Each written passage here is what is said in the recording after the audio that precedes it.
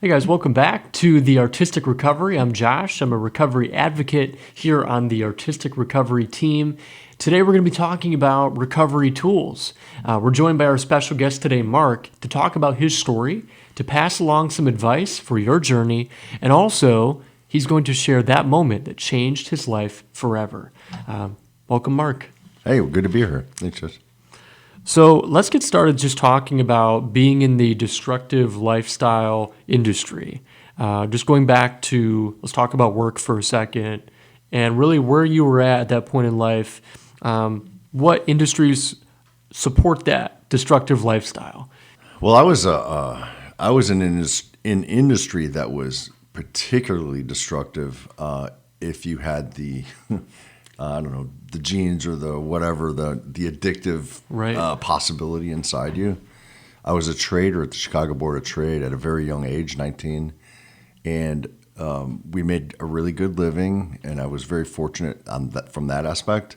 But it was also a world that was filled with, immediate gratification. A lot of drugs and alcohol and stuff were just rampant, and you could, you had money, so you could afford it. And you're young and didn't have the experience of knowing where it could lead you at the time. But that was that's how it all started, and it led to, my struggle with addiction. Right. So it seems like what I'm hearing is like working in that environment supported those behaviors, rather than helping you maintain a clean lifestyle or healthy balance. It was, for someone that's listening right now that's involved in work, maybe they can relate, but it may be a different industry that they're in right now. What was the word you used? Supported? Supported? I would say it encouraged that lifestyle. Yeah.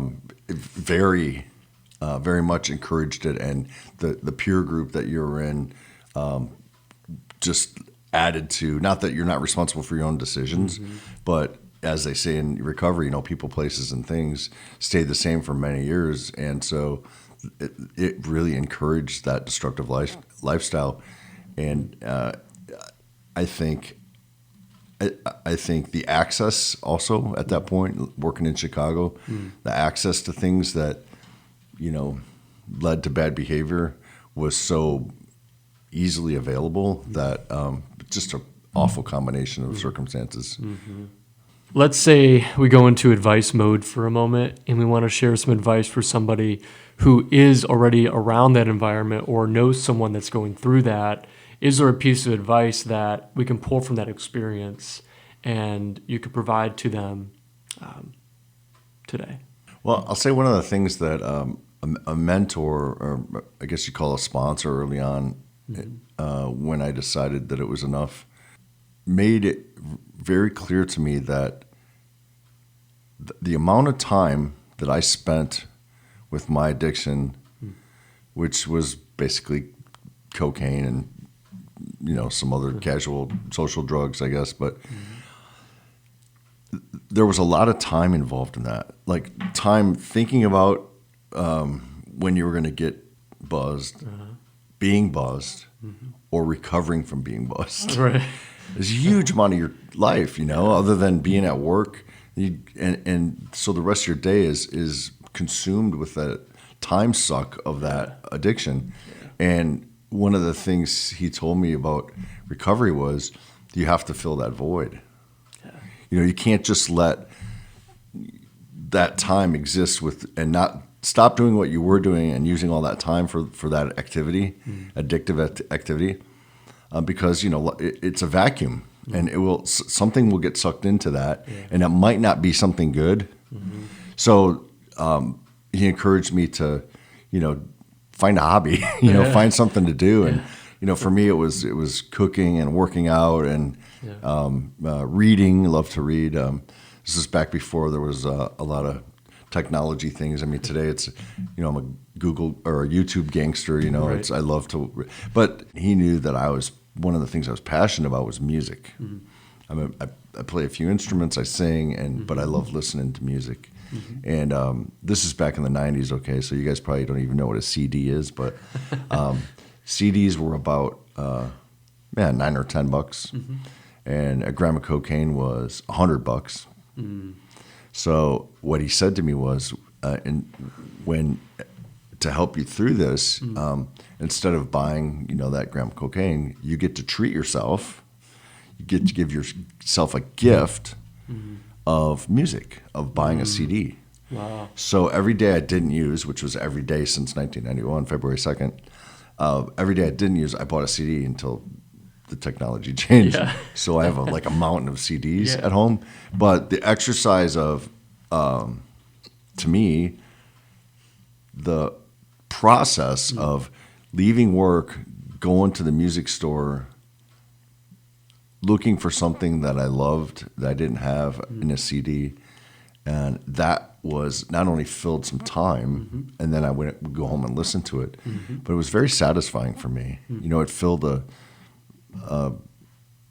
maybe it filled one of the holes that caused me to use in the first place, but that was a very intentional, very concrete. It wasn't like, find something to do, read a book. It was like every day, Yeah. go to the store, buy a CD. Simple, Yeah. effective. What a story. And actually have something tangible in recovery that you can reward yourself with. It's kind of like that milestone, like you've made that phase of recovery. It's just to have that concrete reward system is cool. Yeah, and it's kind of akin to the coins that you get for going to 12-step groups. Exactly. You get a coin for a day, a week, a month, years. And so my CD were sort of my coins. It was your coins. Literally in the shape of a coin. Yeah. So how many CDs do you think you have by now? Well, and not anymore because I don't even have a CD player anymore. But I don't know what I did with them. I gave them away or threw them away, or I think I took them to the library, library here in Chesterton, and gave them huge boxes full of them. Wow. And when the technology became obsolete, So maybe we can go into that a little bit more. People have to realize that once you remove and replace it, there has to be a replacement of some sort. So maybe a sponsor can suggest what to replace that time with. Was there a hobby that you picked up that you're like, man, I really like cooking, or I really like nutrition? Like, did you find something that you're like, man, I really identify with that now? I think 320 Artistic Recovery really has a good game plan around that. For me, cooking, and they have the art, they have the culinary, they have music. Now they have the gym here in this facility, which is awesome. Yeah. Any one of those could fill a lot of time. For me, it happened to be cooking, I guess, because I like to eat. But but no, I like the creative part of cooking. Checked a lot of boxes for me. Yeah. It was so different from what I do professionally when dealing with money and investments and stuff. So the creative part allowed for a lot of expression there, and then that led to some other things later down the road. A couple of years ago, I actually wrote a book, and that was another way for me to fill the time and also fulfill a creative need that I had to do it. So, but my early mentors were very experienced, very seasoned. Some of them with a couple of decades of sobriety in whatever their drug of choice was. And they were all very consistent in that advice of find something to do. If you don't, it will find you. Yeah. And so that was very clear to me. If you don't, it will find you. So it being the addiction itself, or the behavior, or the pattern, or even the people. Because obviously there's a lot of those people that we can't have around us supporting us now. We have to replace. Or is that different for you? Do you find that you still will maintain connection with some people that you want to see make a change? No, I actually found out, I think, through the process that the relationships that I thought I had when I was using weren't really relationships of any sort of meaning long term. And so it wasn't that I guess originally I chose, okay, I can't go to that bar anymore. I can't go hang out with that group anymore. But really, shortly after that, it was like, it just happened naturally because we had nothing in common. You know, the drug was what we had in common. Right. And so when I'm not using the drug, then there was nothing to talk about. And, Yeah. and I kind of found a different circle of friends just naturally, Yeah. I think. You know, getting to that root of the behavior, addiction, whatever it is that we don't like about ourselves right now, because of course addictions don't have to be substance abuse. They can be anything, you know, addictive behaviors mentally that are self-destructive, right? So we want to get to the root of the addiction. In this case, we are talking about the substance abuse addiction. How do you find success? But before that, how do you get to the root of it? And what are those practical steps that maybe someone that's walking through this for the first time can say, okay. I would say that for me, I had a life shock happen to me before I figured out what the root was. That might not be the right way to go. Mm-hmm. That's just the way it went for me. Mm-hmm. I had a kid that worked for me. I stopped using in 1991, so 31 years ago. Yeah. I came to work one morning, and this young kid who was 22 worked for me, and he didn't show up for work. And it was not uncommon that Jimmy wouldn't show up for work, or be late, because he was my dealer. He was my dealer too, and he liked to party. Mm-hmm. And so he would, you know, be late a lot. And so the one Monday morning, he just didn't show up at all. And it's like 10 o'clock, and we had been open. The market had been open for hours, and I'm like, oh, damn it, where's Jimmy? You know, turns out that Jimmy, who had just had a 9-month old baby as well, his wife rolled over in bed Monday morning, and he was dead. He had a heart attack, 22 years old, from cocaine. And that was the day that was the last day I used. Mm-hmm.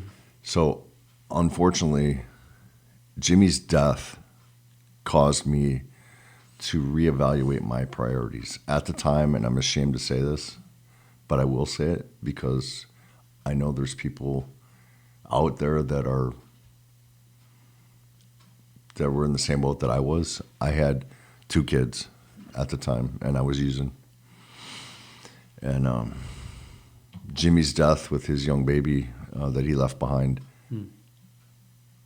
caused me to look at my life and say, you know, that's not what I want, anything I want for my kids.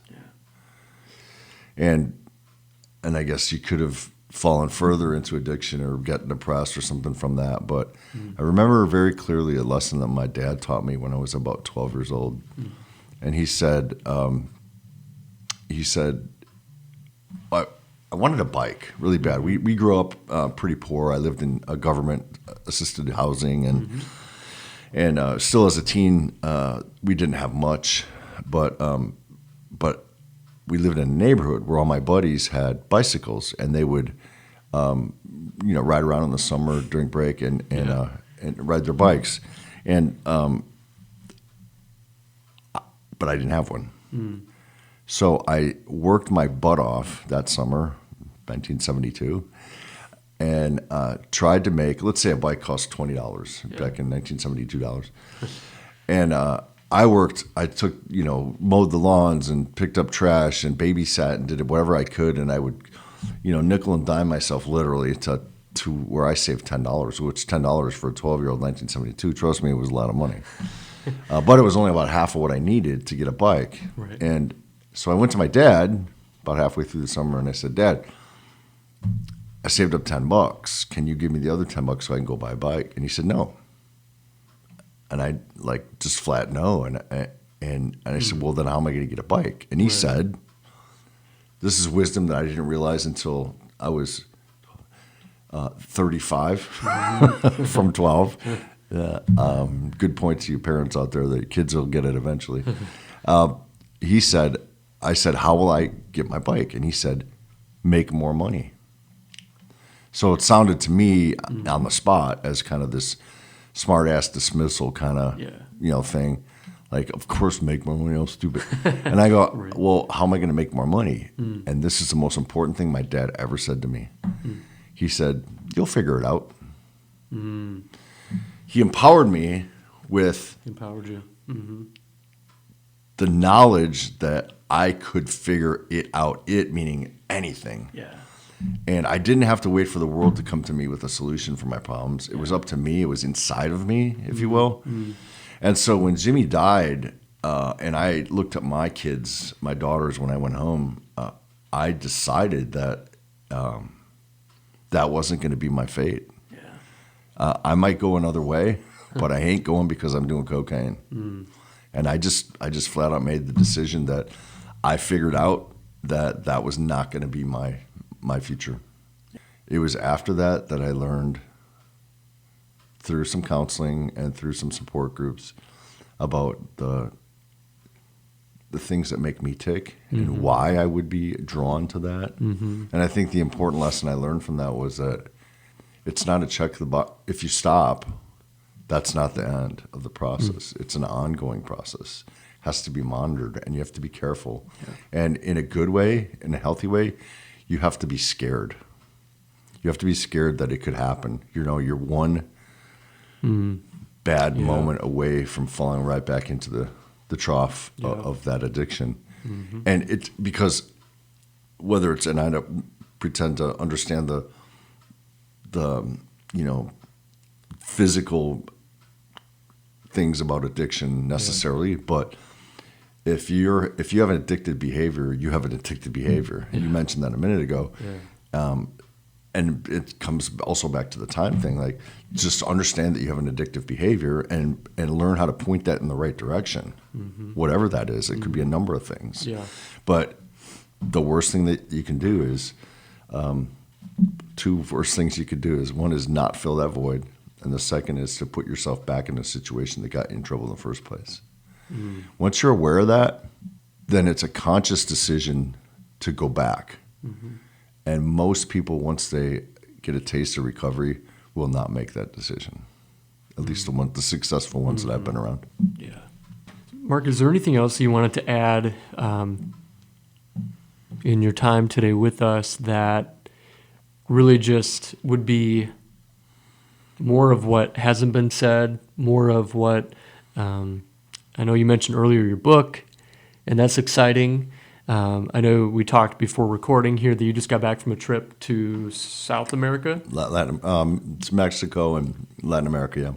So is there any tie-in with that travel and that trip that you had to the world of recovery? Did you witness anything there that would be of interest, or maybe just opened up your mind to what we have here locally? Like, okay, so we're in the United States. So is there anything going on outside of the U.S. right now that we can be like, man, based on your experience, what you've walked through and your storms and where you're at today to prepare today for whatever's to be next, makes you stronger.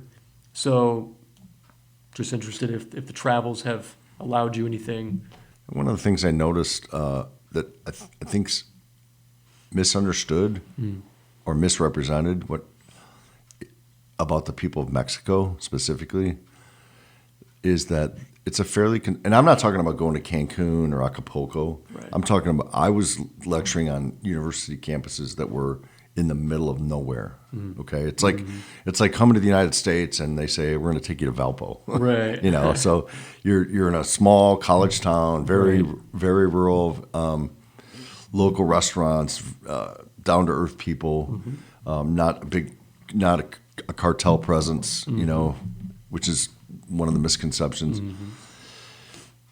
I noticed a very tight-knit family unit system was in place there. They don't have much. Things are extremely cheap there. The average wage earnings per day is, I won't quote it, but it's not much. It was $3 to get an Uber ride from my hotel to the airport. Wow. Which is like a 25-minute drive. Wow. So you can imagine what they live on during a day. Wow. But I noticed that the most important thing to them was the family unit. And it expressed itself in many ways. Getting home to prepare a nice meal within the means that they had, that everybody would sit down at the same time and eat together. And the kids would come home from school, and the parents would come home from work, and they'd and usually in a lot of cases, grandparents or cousins that lived either in the same building or nearby. Right. And so that family unit was very strong and also very conservative, pretty religious group. And I think that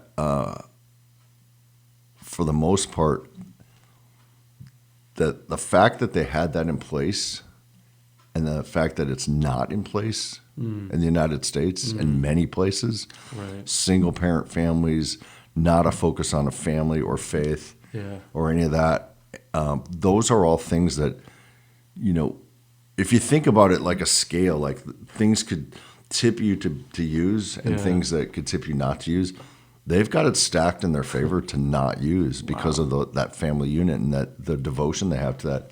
And a lot of kids here have it stacked against them. It's a fight to overcome it. And I would say to young mothers and fathers to pay attention to that because that's going to make the difference for your kids. I mean, if you're in recovery or not, the environment that you create for your kids to grow up in is going to determine a lot about what they do when they're your age. Yeah. I have one more thing, if you don't mind. If we got a minute. Yeah. Okay. Absolutely. Well, I'm going to plug the book, but I'm going to plug it because my wife and I made a decision when I wrote it that the proceeds, sales from the book, are all going to the Porter County Community Foundation and a family foundation that we set up. And through the Porter County Community Foundation, that money gets put back to work. I know Frontline, when it existed, was a recipient of some funds. A number of Porter County initiatives are benefited by this fund. So buy the book and give to charity at the same time is kind of the message, So if people go to markwchamberlain.com, CHAMBERLAIN, markwchamberlain.com, there's a link to the book to get it, but also what I did on that website was I uploaded the first chapter, and I thought it was fair for people that if they wanted to read the first chapter and they liked it, they could buy the book. And if they didn't like it, they didn't have to. But it's important to know that the proceeds from that are going to charity. Awesome. Well, guys, we want to say thank you to Mark for being a part of today's episode, sharing with us. And if you guys would like more episodes, podcast, videos, please be sure to check out The Artistic Recovery. Our website is artisticrecovery.org. And Mark, thank you. No.